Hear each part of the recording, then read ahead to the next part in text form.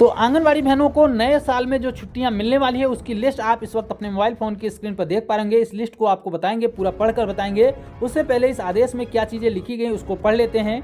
आपको पहले ही बता दें कि यह आदेश भले ही किसी एक राज्य सरकार की तरफ से जारी किया गया हो, लेकिन जो आंगनबाड़ी बहनों को नए साल में छुट्टियां दी जाएंगी वो इतनी ही छुट्टियां हर एक राज्य में लगभग दी जाएंगी और इसी तारीख पर भी छुट्टियां दी जाएंगी। तो पूरी वीडियो को लास्ट तक जरूर देखिएगा। उसके बाद आपको एक और महत्वपूर्ण सरकारी आदेश दिखाएंगे। यहाँ पर देखिए कि कार्यालय कलेक्टर महिला एवं बाल विकास विभाग जिलाधार मध्य प्रदेश से 27 दिसंबर 2024 को आदेश जारी किया गया है, जिसमें लिखा गया है कि अवर सचिव मध्य प्रदेश शासन महिला एवं बाल विकास विभाग मंत्रालय भोपाल के आदेश क्रमांक के क्रम में यहाँ पर दिनांक 8/8/2014 के अनुसार प्रदेश के सभी आंगनबाड़ी केंद्रों के संचालन के लिए 7 घंटे का समय सुबह 9 बजे से लेकर 4 बजे तक का समय जो है वो निर्धारित किया गया है। जैसा कि आप सभी को पता भी है कि मध्य प्रदेश में 7 घंटे तक आंगनबाड़ी केंद्रों का संचालन होता है। तो वर्ष में 300 दिनों तक आंगनबाड़ी केंद्रों में हितग्राहियों को पोषण आहार देना भी आवश्यक है। सुप्रीम कोर्ट के आदेश के अनुसार उसके विषय में भी यहाँ पर लिखा गया है। तो एक वर्ष में 365 दिन होते हैं, जिसमें से 52 दिवस रविवार के हो जाते हैं। जो रविवार की आपको छुट्टियाँ मिलेंगी तो 52 दिनों की छुट्टियाँ तो ये हो जाएंगी। इसके अतिरिक्त 13 दिवस का स्थानीय अवकाश परिस्थिति के अनुसार जो है अवकाश भी नियत किया गया है। तो कौन कौन सी दिनों में छुट्टी रहेगी आइए देखते हैं। लिखा गया है कि फलस्वरूप 2025 में आंगनबाड़ी केंद्रों के लिए निम्नानुसार उनके सम्मुख दर्शाई गई तिथियों को स्थानीय अवकाश घोषित किए जाते हैं। यानी कि इस तिथि पर जो है वह स्थानीय अवकाश घोषित किया जाएगा। इस स्थानीय अवकाश में अलग अलग जिलों में भी बदलाव देखने को मिल सकता है और अलग अलग राज्यों में भी 1-2 दिनों का अंतर या फिर किसी और त्यौहार को लेकर यहाँ पर छुट्टी निर्धारित की जा सकती है। तो आइए पूरी लिस्ट को ध्यान से देखते हैं।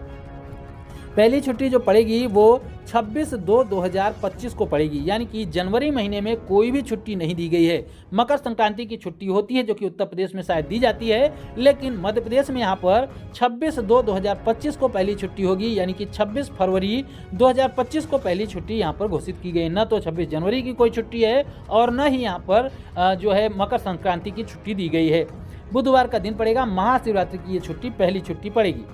दूसरी छुट्टी फिर पड़ेगी 19/3/2025 को, यानी कि अगले महीने मार्च में रंग पंचमी का एक त्यौहार होता है, मध्य प्रदेश में पड़ेगा। बुधवार को ये छुट्टी पड़ेगी, एक दिन की छुट्टी यहाँ पर भी होगी।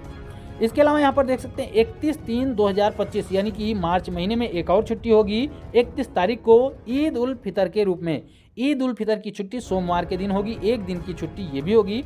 उसके बाद 7/6/2025 यानी कि आप समझ पा रहे होंगे मार्च के बाद अप्रैल और मई में कोई भी छुट्टी नहीं दी गई। यहाँ पर सीधे तौर पे यहाँ पर जून महीने में 7/6/2025 को बकरा ईद की छुट्टी यानी कि ईद उल जुहा जो होता है उसकी छुट्टी दी गई है शनिवार को एक दिन के लिए। इसके बाद फिर से 2 महीने का गैप है।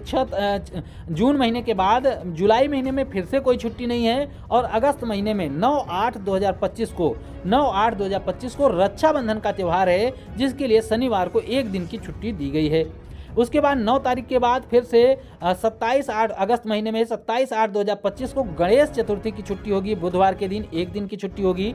इसके बाद 5/9/2025 यानी कि इसके अगले महीने में अगस्त के बाद सितंबर महीने में 5 तारीख को यहाँ पर देख सकते हैं मिलाद उल बी शुक्रवार को छुट्टी होगी एक दिन की। उसके बाद फिर छुट्टी जो होगी वो अगले महीने होगी, यानी कि सितंबर के बाद अक्टूबर महीने में 1 अक्टूबर को पहले ही दिन छुट्टी पड़ेगी, रामनवमी की बुधवार के दिन की यह छुट्टी होगी। उसके बाद 3/10/2025 को यानी कि 1 तारीख के बाद 3 तारीख को फिर से छुट्टी होगी। दशहरा का दूसरा दिन जो होगा उसके लिए छुट्टी दी जाएगी शुक्रवार के दिन। उसके बाद यहाँ पर देख सकते हैं कि 20/10/2025 यानी कि इसी महीने में 20 तारीख को फिर से छुट्टी होगी दीपावली की, एक दिन की छुट्टी दीपावली के लिए भी है, सोमवार के दिन दीपावली पड़ेगी। इसके बाद करवा चौथ की छुट्टी है 10/10/2025 को, यानी कि यहाँ पर 10 तारीख की बात पहले नहीं लिखी गई, यहाँ पर उल्टा लिखा गया है। पहले 20 तारीख की छुट्टी फिर 10 तारीख की छुट्टी लिखी गई, लेकिन यहाँ पर करवा चौथ की भी छुट्टी की घोषणा की गई है। उसके बाद 15/11/2025 यानी कि नवंबर महीने में 15 तारीख को बिरसा मुंडा जयंती मनाई जाती है, उसके लिए शनिवार को एक दिन की छुट्टी होगी। उसके बाद दिसंबर महीने में 25/12/2025 को क्रिसमस डे गुरुवार के दिन जो मनाया जाएगा उसके लिए छुट्टी दी गई। इस प्रकार से यहाँ पर देखते हैं टोटल 13 छुट्टियाँ हैं 13 छुट्टियां आंगनबाड़ी कार्यकर्ताओं को मध्य प्रदेश के धार जिले में दी जाएगी। इसके अलावा मध्य प्रदेश के लगभग ज़्यादातर जिलों में यही छुट्टियां होंगी। हो सकता है कुछ जिलों में जो है स्थानीय त्योहारों के हिसाब से इन छुट्टियों में फेरबदल देखने को मिले, लेकिन फिर भी 13 दिन से अधिक अवकाश नहीं होगा।